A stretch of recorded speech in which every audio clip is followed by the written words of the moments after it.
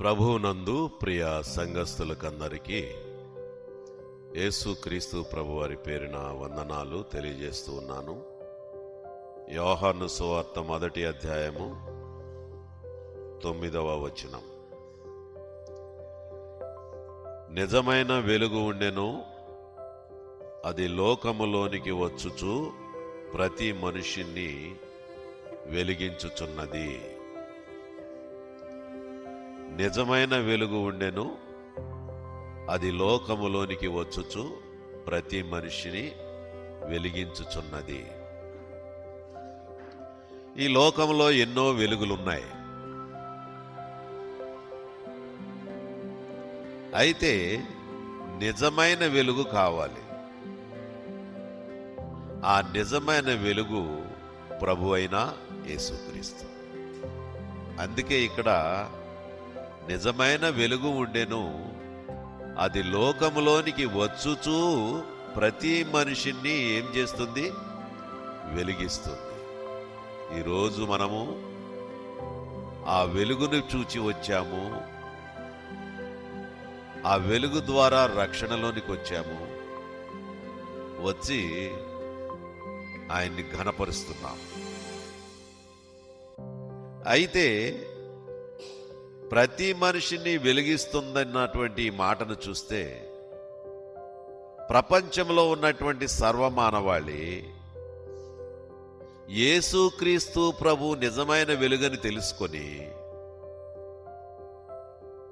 ఆయన ద్వారానే నిత్య జీవం ఉందని తెలుసుకొని ఎవరైతే సిద్ధపడతారో వారు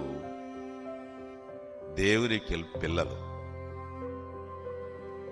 అందుగురించి లోకములోనికి వచ్చుచు ప్రతి మనిషిని వెలిగిస్తుంది అనే మాటను మనము చూస్తే, ఈరోజు మానుభవాళ్ళు అనేక మంది ప్రభువును నమ్ముకొని ఆయా ప్రాంతాల్లో వెలుగుతూ ఉన్నారు. అంటే ఆయన్ని ప్రకటిస్తూ ఉన్నారు. ఇంచుమించు 50 సంవత్సరాల క్రితం ఇక్కడ ఆ వెలుగును పొందుకున్నటువంటి వారు ఇప్పుడు కూడా అనేక మంది పొందుకొని మరి వీధి వీధికి వాడవాడలా కూడా ప్రభువును నమ్ముకున్నవారు, ప్రభువును నమ్ముకొని ఆ పరలోకానికి సిద్ధపడుతున్నటువంటి వారు చాలామంది ఉన్నారు. అందుచేత ఆ ప్రభువును నమ్ముకున్నటువంటి వారు ఇప్పుడు విశ్వసించి ఆ యొక్క నిత్య జీవానికి వారసులవుతున్నారు. అది విషయం. అందుగురించి ప్రతి మనిషి వెలిగించబడుతుంది అంటే, ప్రతి మనిషి ఆయన వెలుగు తెలుసుకొని ప్రభు కొరకు సిద్ధపడుతున్నారంటే వారు ఎంతో ధన్యులు. ఈరోజు మనమందరము నమ్ముకున్నాం, మనమందరం విశ్వసించాం, ప్రభువుని గురించి తెలుసుకున్నాం, రక్షణ పొందాం. ఒకరి వెంబడి ఒకరు రక్షణ పొందుతూ ఆ రక్షణ అనుభవిస్తూ మనం ముందుకు వెళుతూ ఉన్నాం. అందుకే చూడండి, గతంలో మనము ఏమై ఉన్నాము, ఇప్పుడు మనము ప్రభు సన్నిధిలో చేరి ఆయన్ని ఘనపరచడానికి మనం సిద్ధపడుతూ ఉంటుండగా గతంలో ఏమై ఉన్నాము. ఎఫెసీకు రాసినటువంటి పత్రికలో 5వ అధ్యాయం 8వ వచనం ఈ విధంగా సెలవిస్తా ఉంది. ఎఫెసీ 5:8 మీరు పూర్వము చీకటి అయి ఉంటిరి అన్నాడు. ఏమై ఉన్నాము మనము? పూర్వము చీకటిలో ఉన్నాం. చీకటి క్రియలంటే భయంకరమైనవి. పూర్వం ఏమై ఉన్నాము? చీకటిలో ఉన్నాం. అయితే ఇక్కడ అంటున్నాడు, ఇప్పుడైతే ప్రభువునందు వెలుగై ఉన్నారు. ఇప్పుడైతే ప్రభువునందు వెలుగై ఉన్నారు. అవును, గత జీవితంలో ఆ చీకటిలో మనం ఉండినట్లయితే, ఆ చీకటిలో మనం కొనసాగినట్లయితే మనం ఎప్పుడో నిత్య శిక్షకు వెళ్ళిపోయేటటువంటి వారముగా ఉండేవాళ్ళం. అది చీకటిని విడిచిపెట్టాము, నిజమైన వెలుగును తెలుసుకున్నాము, ప్రభు దగ్గరకు వచ్చాము, ఆయన ఆరాధిస్తున్నాము. ఇది గొప్ప విషయం. అందుచేత యోహాను సువార్త 12వ అధ్యాయం 46వ వచనంలో ప్రభువారు అంటున్నారు, నా యందు విశ్వాసముంచు ప్రతివాడు చీకటిలో నిలిచి ఉండకుండునట్లు నేను ఈ లోకమునకు వెలుగుగా వచ్చి ఉన్నాను. నా యందు విశ్వాసముంచు ప్రతివాడు చీకటిలో నిలిచి ఉండకుండునట్లు ఏమయ్యానట, నేను లోకమునకు వెలుగుగా వచ్చాను. అందుకే మనము పాపములో పుట్టి పాపములో పెరిగి పాపములో మరణించక పాపము నుండి విమోచింపబడి పరిశుద్ధముగా మార్చబడి ప్రభు అయిన యేసుక్రీస్తు వారు ఇచ్చినటువంటి ఆ యొక్క వాక్కుల ద్వారా మనము నిలబడి ఆ వెలుగు సంబంధంగా మనము జీవిస్తున్నాం. ప్రభు కొరకు బ్రతుకుతూ ఉన్నాం. ఇది గొప్ప విషయం. నా యందు విశ్వాసముంచు ప్రతివాడు చీకటిలో నిలిచి ఉండకుండునట్లు నేను ఈ లోకమునకు వెలుగుగా వచ్చాను. అంటే ఆయన రక్షణ ఇవ్వడానికి వచ్చి ఉండగా ఆ రక్షణను పొందుకొని మనము సిద్ధపడాలని ఆయన చెబుతూ ఉన్నాడు.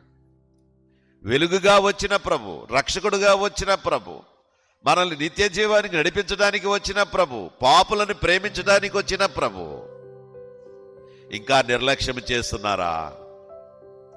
ఇంకా ప్రభు దగ్గరకు రావాలంటే ఆలోచిస్తున్నారా? ఆలోచించండి.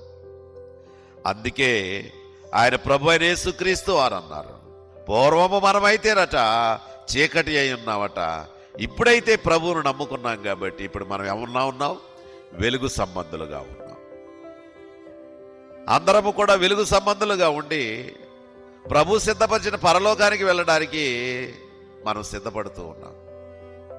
ఇక్కడ చూడండి, మత్తయి సువార్త 5వ అధ్యాయంలో, మత్తయి సువార్త 5వ అధ్యాయం 14, 15, 16 వచనాల్లో ఈ విధముగా ఉంది. ప్రభు అయిన యేసు వారు అంటున్నారు, మీరు లోకమునకు వెలుగై ఉన్నారు. ఇప్పటి వరకు కూడా ఆయన వెలుగు అన్నాడు. ఆయన వెలుగు ఎలా అన్నాడు? నిజమైన వెలుగు ఉంది, అది లోకంలోనికి వచ్చు ప్రతి మనిషిని వెలిగిస్తుంది అన్నాడు. ఆ వెలుగును పొందుకున్న మనము ధన్యులమయ్యాము.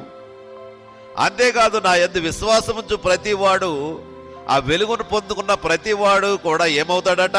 చీకటిలో నిలిచి ఉండడట. ఆ వెలుగు పొందిన ప్రతివాడు ఎక్కడ ఉన్నాడు? చీకటిలో నిలిచి ఉండకుండునట్లు నేను లోకమునకు వెలుగుగా వచ్చాను. నేను లోకమునకు వెలుగుగా వచ్చాను. అయితే ఇక్కడ అంటున్నాడు 5వ అధ్యాయము 14, 15, 16 వచనాల్లో, మీరు లోకమునకు వెలుగై ఉన్నారు, కొండ మీద ఉండు పట్టణము మరుగై ఉండనేరదు. మనుష్యులు దీపమును వెలిగించి కొంచెము కింద పెట్టరు, కానీ అది ఇంట నుండి వారికి అందరికీ వెలిగించుటకై దీపస్తంభము మీదనే పెడతారు. వెలుగుతున్నావా? వెలుగుతున్నటువంటి సహోదరుడా, వెలుగుతున్న సహోదరి, నీవు వెలిగించబడుతున్నావా? నువ్వు వెలిగించబడి ఎంతమందిని వెలిగిస్తున్నావు? ఇక్కడ ఉన్నటువంటి వాక్యాన్ని చూస్తే, మీరు లోకమునకు వెలుగై ఉన్నారు, మీరు లోకమునకు వెలుగై ఉన్నారు, కొండ మీద ఉండు పట్టణము మరుగై ఉండనేరదు. మనుషులు దీపమును వెలిగించి మంచము క్రింద పెట్టరు. ఎవరైనా ఇంట్లో పూర్వకాలం మనకి కరెంట్ రాకముందు అందరికీ కూడా దీపాలుండేవి. ఆ దీపాలు ఎక్కడ పెట్టేవారు? కొంచెం మీద పెట్టేవారు, లేకపోతే ఎత్తైంది ఏదైనా కుండి ఉంటే ఆ కుండి మీద పెట్టేవారు. ఆ గృహాలు చిన్న చిన్నవి కాబట్టి అప్పుడు అంటే ఆ ఎత్తు మీద ఉండి ఆ ఇంట్లో ఉన్న వారందరికీ ఏమిస్తుంది? అది వెలిగిస్తుంది.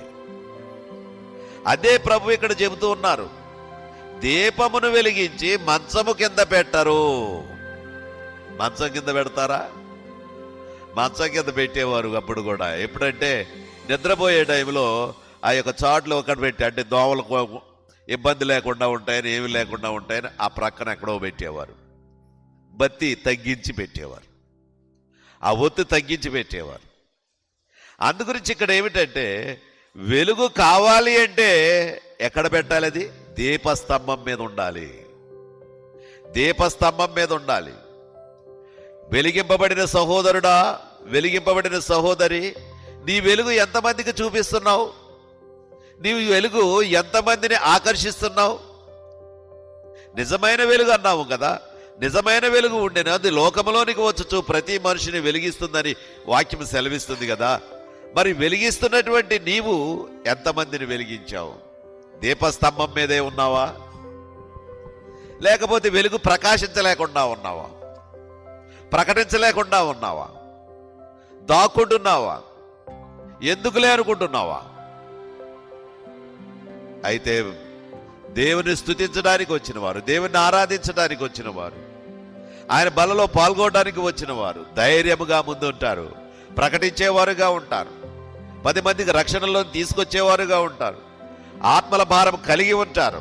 అందుచేత దీపమును వెలిగించి మంచము క్రింద పెట్టరు, కానీ అది ఇంట నుండి వారందరికీ వెలిగించుటకై దీపస్తంభం మీదనే పెడతారు అంటూ, ఆ దీపస్తంభం మీద పెట్టేటటువంటి విధానము ఉన్నటువంటి వాడు ఏమై ఉండాలి?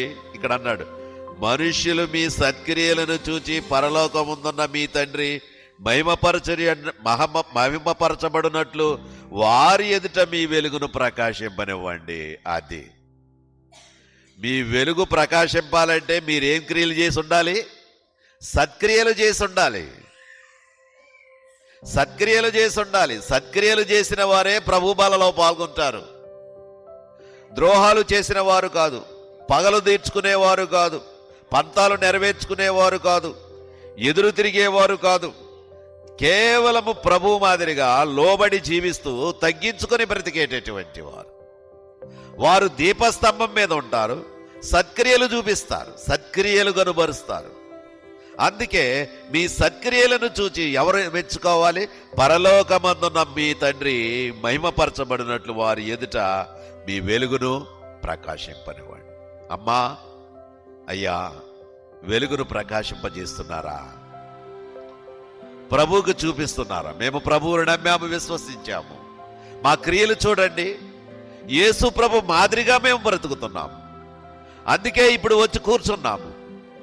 ఆయన దగ్గరకు వచ్చి ఆయన రొట్టెను, ఆయన ద్రాక్షరసాన్ని తీసుకొని ప్రభువుకు మాదిరిగా చూపిస్తూ, మా సత్క్రియలను ఆ చుట్టుప్రక్కల వాళ్ళందరికీ చూపిస్తూ, మేము కూడా అట్టి రీతిగా బలపడుతూ మా పరలోకపు తండ్రి మమ్మల్ని మెచ్చుకునే విధముగా మేము సిద్ధపడుతూ ఉన్నాం.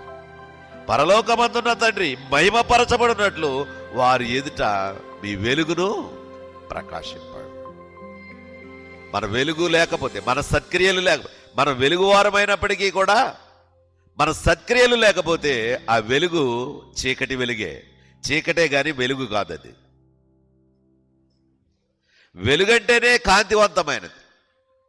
అందులో ఇక చీకటి ఏంటి? అందుకే ఇంతకు అన్నాడు, ఏమన్నాడు? ఆ యొక్క వాక్యాన్ని బట్టి 46 వచనాలు 12, నా యందు విశ్వాసముంచు ప్రతివాడు చీకటిలో నిలిచి ఉండకుండునట్లు అన్నాడు. నిలిచి ఉండకుండునట్లు నేను లోకమునకు వెలుగుగా వచ్చాను. కాబట్టి ప్రియమైన సహోదరి, సహోదరుడా, దీపస్తంభం మీద ఉన్న బిడ్డలారా, మీ సత్క్రియలు ఎలా ఉన్నాయి? ప్రభు నమ్ముకున్నాము, ప్రభు ద్వారానే మేము బ్రతుకుతున్నాము, ప్రభువే సర్వస్వం అని చెప్పుకుంటున్నటువంటి వారులారా, మీ క్రియలు ఎలా ఉన్నాయి? మీ క్రియలు సత్క్రియలైతే ప్రభు ఇష్టపడతాడు, సత్క్రియ కాకపోతే త్రోసివేస్తాడు. కాబట్టి ఆ సత్క్రియలందు ఆసక్తి కలిగి ప్రభు కొరకు జీవించి ప్రభు మహిమార్థమై బ్రతుకుదాం. అట్టి కృప దేవుడు మీ అందరికీ అనుగ్రహించును గాక. ఆమేన్.